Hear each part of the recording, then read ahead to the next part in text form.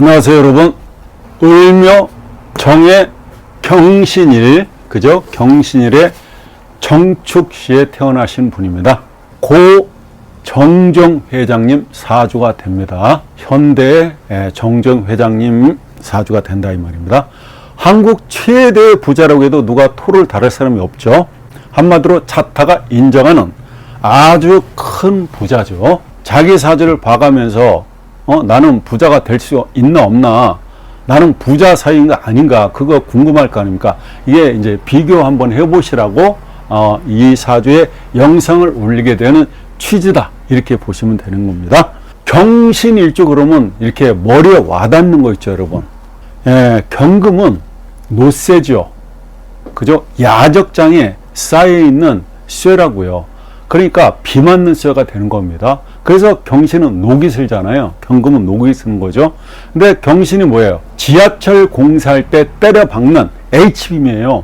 고강도 철이다 이 말이죠. 그러니까 딱 서 있는 모습이죠. 그게 경신입니다. 산의 어떤 그 형상으로 얘기하면 북한산에 있는 인수봉이 경신이다, 이렇게 보시면 되고, 전봇대 있죠, 그죠? 철딱같이 딱 서 있는 어떤 전봇대 형상을 하고 있는 게 경신이다 할 수 있고, 경이 신에 가면, 그죠? 12운성으로는 록이죠. 록. 걸록이 됩니다. 걸록이라는 게 신유도 걸록이 될 거 아닙니까? 그죠? 신유도 걸록이 된다. 그럼 걸록이라는 자체는 뭡니까? 굉장히 반듯하다는 겁니다. 똑바로 서 있다는 거예요. 그냥 경금은 순수하죠, 수수하죠. 멋을 안 부리는 게 경금이잖아요. 친구가 만나자 그래도 그냥 입도는 걸치고 나가는 게 경금이란 말이에요. 또 어쩌다 경금이 떼보고 광내잖아요. 그러면 몰라본다 이 말입니다. 그게 경금이에요. 경금 좌우지간 순수한 거죠. 그래서 경금이 이렇게 뿌리를 내리고 있으면 완고하다.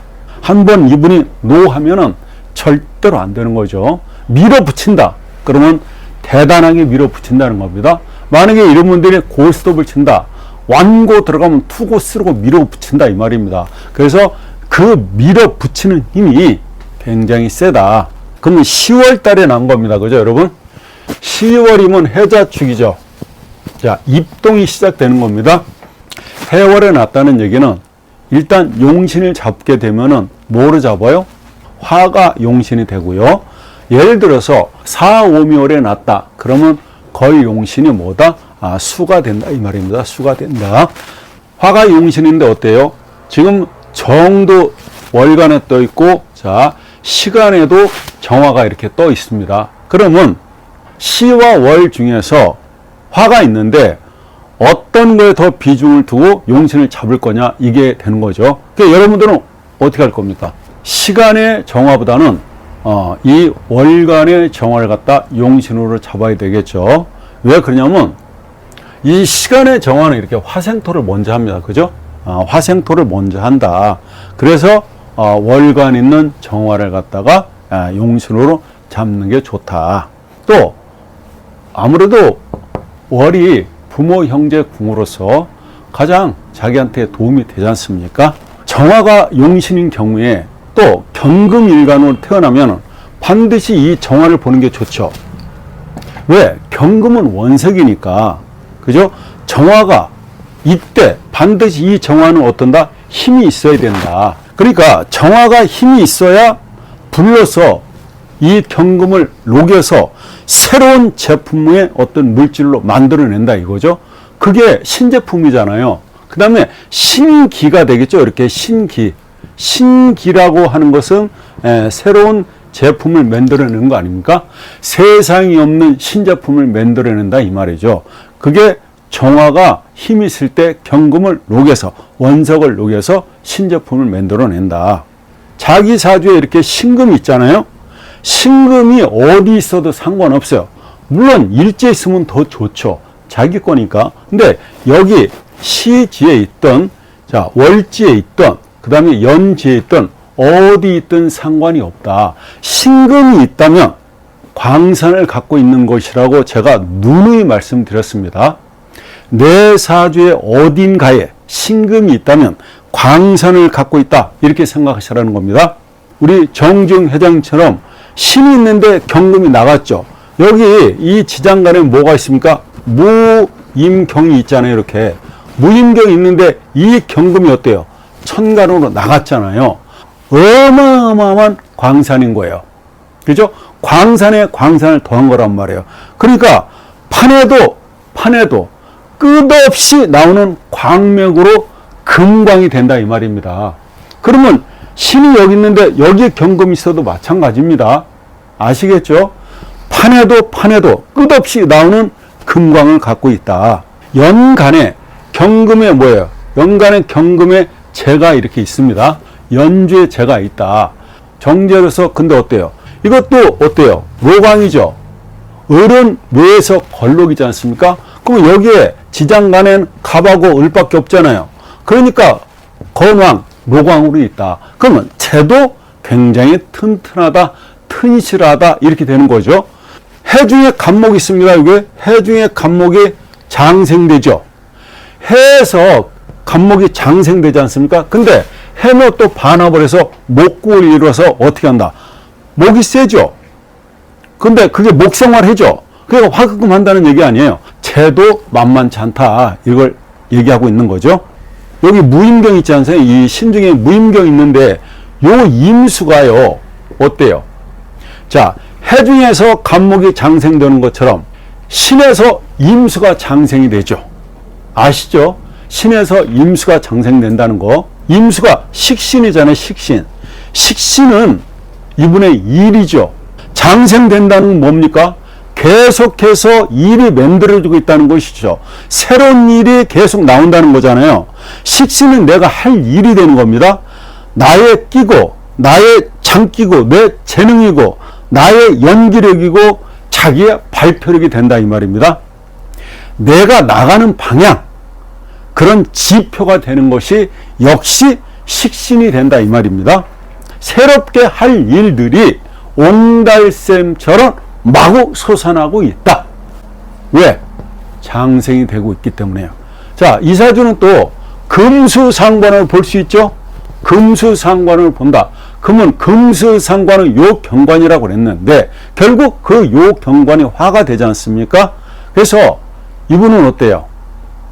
목화운에 발복한다는 걸 알 수 있다. 그죠? 이 목화운에 발복한다는 걸 알 수 있죠. 근데 화운이 먼저 들어왔죠.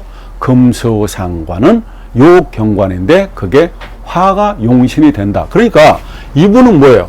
화가 용신이고, 그죠? 이 화를 도와주는 게 목이 희신이고, 이 화를 극하는 게 뭐예요? 수가 기신이고, 이 목을 극하는 게 뭡니까? 구신이잖아요. 이게 금이 되죠. 그 다음에 놀고 있는 토, 이게 바로 한신이다. 한신이 한신. 한신은 놀고 있는 거죠. 대문이 열려 있는데 그 사이로 나무가 보이는 거예요. 한가하게 보이지 않습니까? 그걸 한신이다. 여기서 축토가 있죠, 이게. 이 축토가 바로 뭐다? 한신으로 놀고 있는 토인데, 이간이 약하다는 것을 생각한다면, 오히려 저 축토가요, 토생금으로 용신을 보호하면서 일간을 돕는 그 희신급의 한신이라고 할 수가 있다, 이 말입니다. 그죠? 사실은 경신이 심강하다고는 할 수 없죠. 한신이 토생금을 해 줌으로써 거의 희신급의 한신을 하고 있다. 굉장히 토가 좋은 역할을 하고 있다는 겁니다. 또 이 사주는 급신이지가 안 되고 유통이 되는 사주라서 아주 기가 막히게 좋은 사주가 되는 겁니다. 그게 급신이지가 그럼 뭐냐? 급신이지, 이렇게 모든 기가 나한테 왔는데 나로부터 빠져나가지 못하는 거예요. 기가 나한테 와 있는데 내가 옴짝달싹 못한다는 거예요. 자, 그런데 이분은 급신이지가 안 되고 어떻게 되었다고요? 사주가 유통이 되고 있다는 겁니다. 그게 뭐냐면 이 시간에 이 정화가요, 화생토를 합니다. 그 다음에 토생금을 해요. 금생수를 해요. 수생목을 해요. 그죠? 수생목을 해서 목생화로 이어진다는 거예요. 그러니까 시간의 정화가 화생토, 토생금, 금생수, 수생, 목생화로 시간의 화가 연간의 화가 그죠? 끊이지 않고 연결이 돼 있다는 겁니다. 이걸 뭐라고 합니까? 이게 생생불기라고 하는 건데 다시 말해서 이렇게 오행이 있잖아요. 오행이 기가 이어지고 있으면은 이 오행이 서로 생하고 생하면 거꾸로 가도 서울은 가게 된다 이 말입니다. 그러니까 다시 말하면 어떻게든 성공할 수 있다. 어떻게든 성공한다.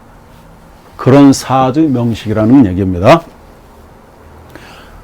자, 이분이 1992년 14대 대선에 패배를 했습니다.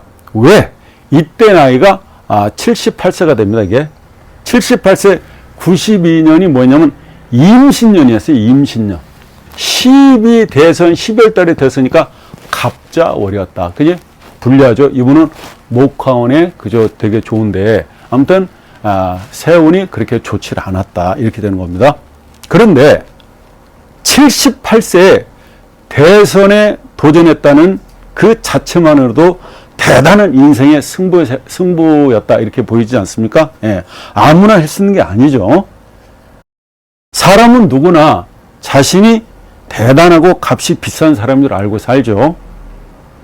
이 시대를 살아가는 우리 대주님들은, 동원사주 구독자님들은 자신의 값을 미리 정하지 말고 시세에 따라 가격을 정하는 방법을 생각할 필요가 있는 겁니다.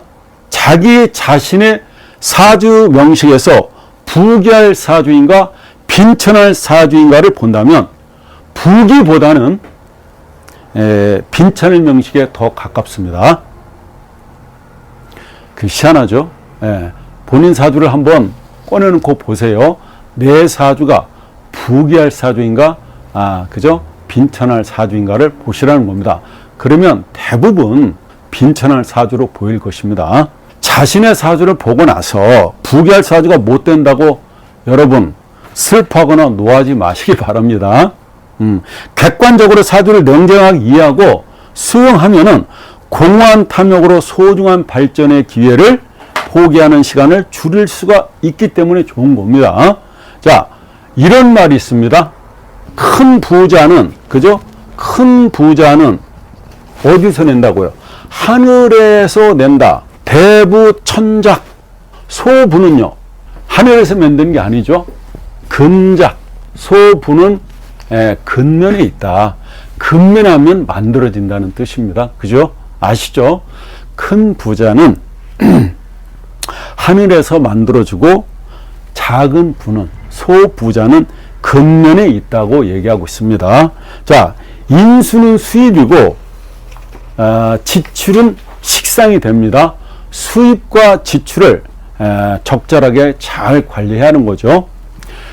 부귀한 마음으로 살 것인가 빈천한 마음으로 살 것인가, 선택은 오로지 나 자신에게 달려 있습니다. 부자인데도 그죠? 귀함이 없이 천한 사람이 있고 가난한데도 정직하고 떳떳한 사람이 있습니다. 실제로 없는 사람이 돈을 그리워하는 것보다 있는 사람이 돈의 위력을 알고 돈에 더 집착하는지도 모르겠습니다. 그래서 있는 사람이 더 무섭다는 말이 생겨나는 게 아닌가 싶습니다. 여러분, 구독, 좋아요는 우리 스태프진에게 굉장히 그 용기를 줍니다. 그리고 더 좋은 영상을 만드는데 원동력이 된다는 거 아시죠? 구독, 좋아요 감사합니다.